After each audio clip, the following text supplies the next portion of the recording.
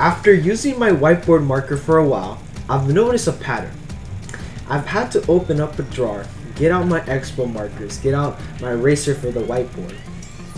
And then, once I got out my expo markers and I used them on the whiteboard, I put them back to the drawer. But over time, as I kept repeating this, or let's say I want to come back for another color, I've had to come up with something that can make this easier. So I came up with an idea, which was to make a holder for these expo markers, as well as for the eraser and cleaner for the whiteboard. It looks something like this.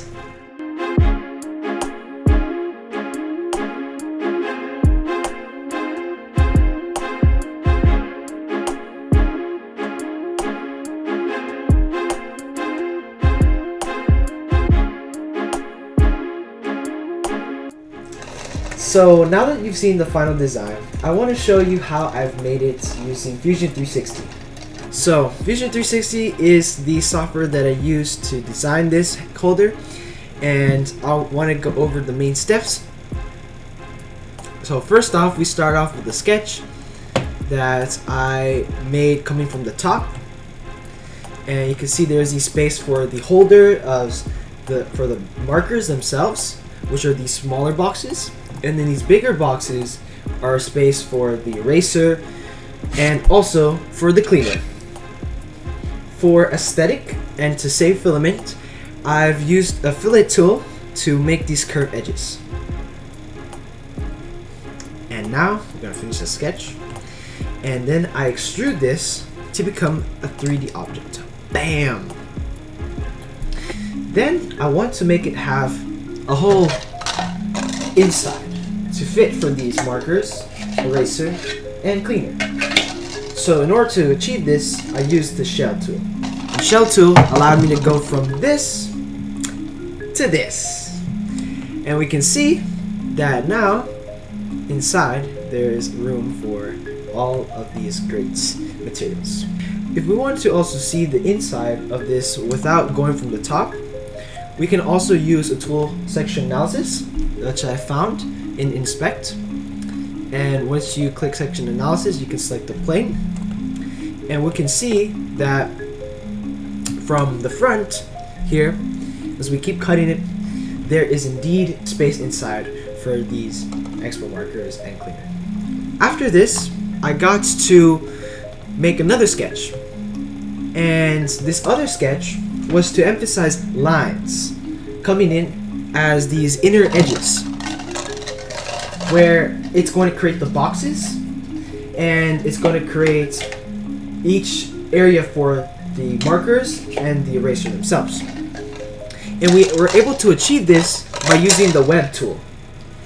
And so instead of having to indicate that we have these lines, all of these lines highlighted in blue, and then extrude each individual line on both sides symmetrically, we can just select all of those lines and use the web tool, and it'll make those edges depending on how wide that would tell it to be. And then after that, what I did was another sketch, because originally this line here, so this line in the middle, went all the way through, but I didn't want 4 boxes, as you can see. I wanted it to be 2 boxes, because I want space for 2 objects, which is my eraser and my cleaner. So that's why I selected these faces and I removed them. So now that led me to this. Nice. Okay. And then after that, what I did was I decided if I wanted to use this holder for like against the wall in the future. In case for that scenario, I made another sketch on the back, and the purpose of this was to have room for some screws to go through and hook on. And to achieve a shape like this, right here, sort of oval-like shape but with straight lines on the sides, I used a tool called the slot tool. And I did center to center slot, which allowed me to get it from here, this white dot, to the second white dot, as well as a bigger circle to make that room for the screw to go in and get hooked on. Now, once I finished that sketch, and I made it symmetric by using a mirror tool again along this middle line, then I loaded in some art. As you can see, we have this nice Koopa and Mario. So I was feeling Nintendo. Yahoo! To load in the artwork on the front of my holder, what I did was load in a licensed SVG from online of Mario and Koopa. So here's how I did it. On the front of my cover, what I did was select the face where I want the outlines on. Then what I did was put insert and insert SVG because that's the file format of the artwork. Then I'll insert from my computer. Alright, nice. So now that the outlines are loaded into the software, what I'll do is position it towards my cover of this holder. And then what I'll do is change the scaling, let's say to 0.8, so now that it's more to fit on the front. And then what I'll do is select OK, and now I'll have the outlines loaded in.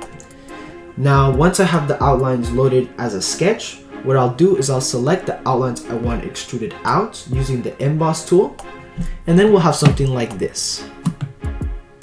There it is. Alright, so although this looks nice, we want to avoid a small problem, which is going to be overhang. And we're introducing overhang into our printing from extruding these outlines, and since there's no support underneath right now. So to avoid this, what I did was use the Fillet tool to prevent issues with overhang.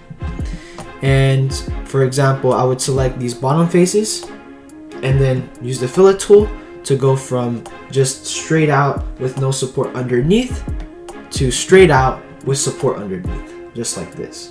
This way is efficient compared to using lots of filament as support, because now I just have little filaments as mini supports. Once I made sure the measurements were all good, we print it out, and then we use Sharpie. Alright, so here is the design of the whiteboard markers holder, and I'm going to fill in these outlines with a Sharpie extra bold.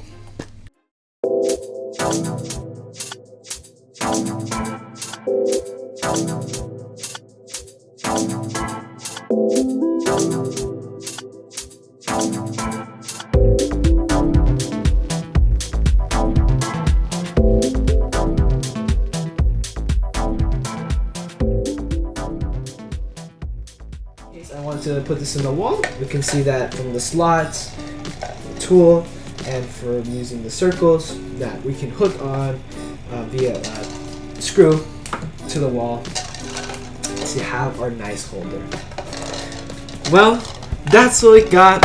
Hope you have enjoyed, and yes, this helped me, and I've had a very glad time to get a new design. Thank you for watching. Have a good day.